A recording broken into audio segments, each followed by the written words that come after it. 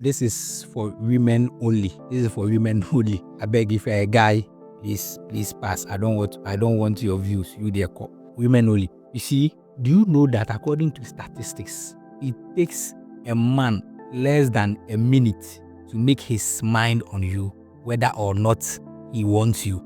It takes a man less than a minute. As women, and you stop forcing men who don't want you to want you. Let me give you a story here. You know the story of Jacob, Rachel, and Leah. You know that story. Let's listen to some key points here. Jacob had just betrayed his brother, let me put it that way, and he was going to find refuge at his uncle's place. The uncle is Laban. On his way, he met these guys with sheep, and he approached the guys and he was like, "Hey, do you know Laban? He lives in so and so place. Do you know him?" And the guys were like, "Oh yeah. We even work for him.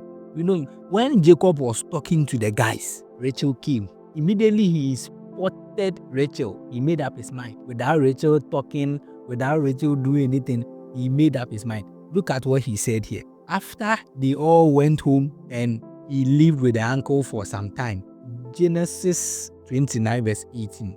Look at what Jacob did.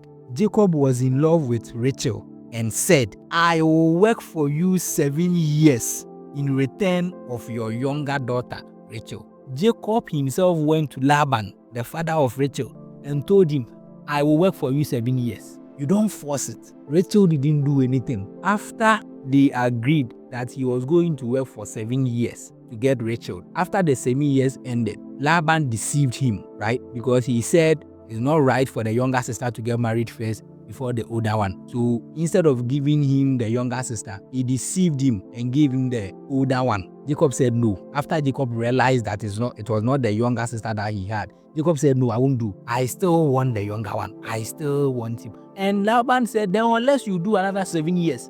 He said, "Yes, I'll do it." So in total, he worked for 14 years. He worked for 14 years for a woman that he loves.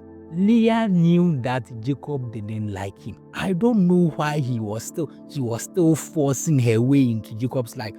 Anytime I read this story, I ask myself, what was she looking for? Is it that there were no men in that city, in that country, in that region, or what exactly? When the Lord saw that Leah was not loved, he enabled her to conceive. God intentionally made Leah conceive so that it will bring Jacob's mind on Leah small. When a guy doesn't love you, God can help you. Still, the guy won't love you. God can be on your side. You can go to church and pray. God can help you. Still, the guy won't love you. You know why? God has given us the free will. God didn't create us to be robots. The guy have his choice. He has his choice. He knows what he wants. It is in his heart. So God can help you by making you fresh, by answering your prayers, by making you conceive, by doing all those. The final decision relies on the guy. After she conceived and she gave birth, this is what she said: "I gave birth. It is because the Lord has seen my misery. Surely my husband will now love me." Giving birth for a man is not a guarantee for a love return. If he doesn't love you from the beginning, giving birth will not make him come and love you. She gave birth to a second child. Listen to what she said: "Because the Lord has heard that I am not loved, he gave me this one too." So she named him Simeon. She gave birth a second time. Jacob didn't love her. Again, she conceived.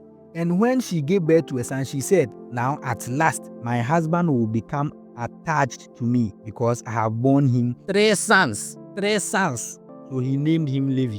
Oh, one were few. Oh, two were few. You've given him 3 sons.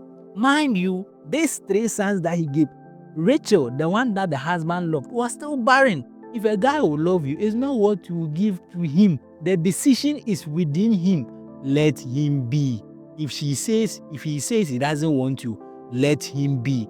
If you want to be doing things to make his attention come to you, you do you obey easy.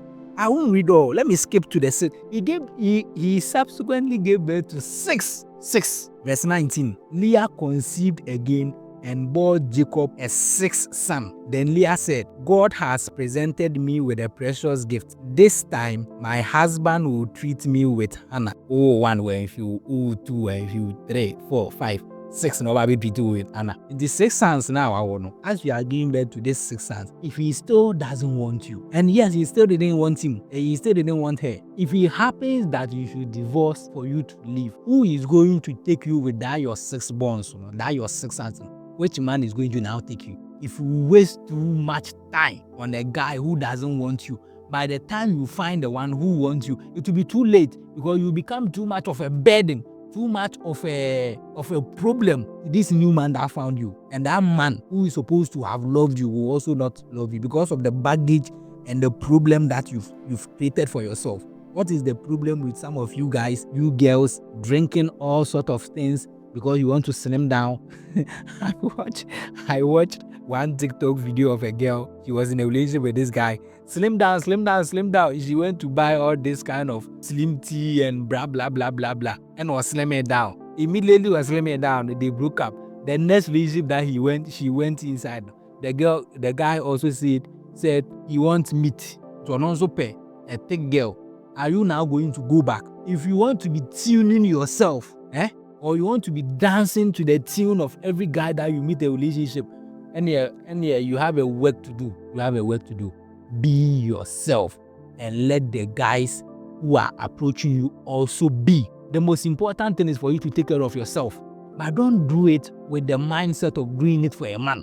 Because the one who truly wants you doesn't need you to prove or doesn't need you to do anything. Rachel didn't do anything for Jacob to say that because of this and that Rachel has done, I don't want Leah. He didn't have any reason. Love doesn't give reasons. It's a matter of the heart. So if somebody says they don't love you and you are fortunate enough that they open their mouth to tell you, or even they show you through action that they don't love you, can you please respect yourself and save that little dignity and live